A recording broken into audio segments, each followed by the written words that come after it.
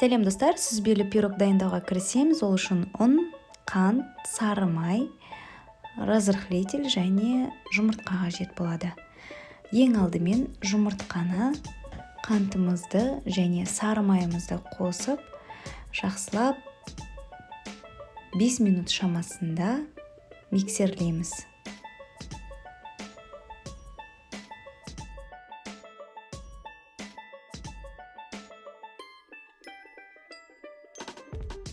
Келесі разрыхлительді ұнға қосып, жақсылап араластырып, оны дайын массамызға салып, жұмсақ қамыр илейміз.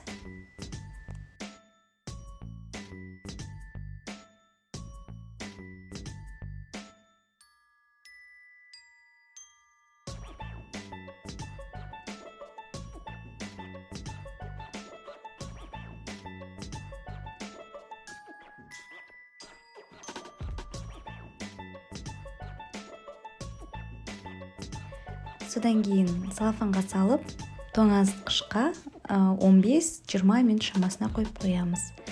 Келесі салмасын дайындаймыз. Ол үшін сүзбені, қантымызды, манная крупаны және жұмыртқамызды салып, блендермен жақсылап еземіз.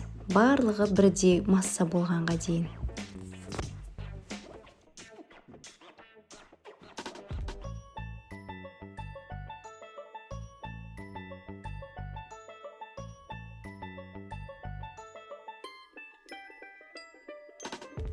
Келесі қамырымызды формаға салып, қырларын көтеріп дайындап аламыз.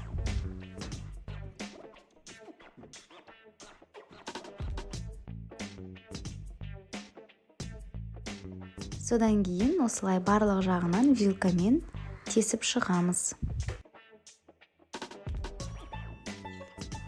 Келесі дайын болған массамызды құйып, бетін тегістеп дайындап аламыз.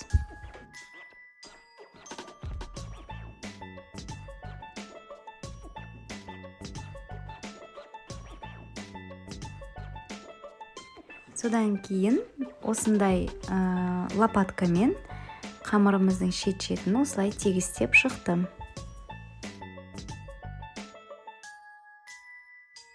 Келесі өзіңіздің қалауыңызша ұнаған жемісіңізді салып әсемдейсіз. Осымен духовкаға 150 градусқа 45 минут шамасына қойып пісіріп аламыз.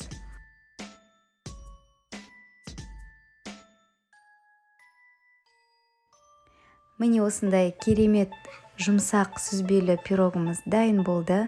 Дайындап көруге кеңес беремін.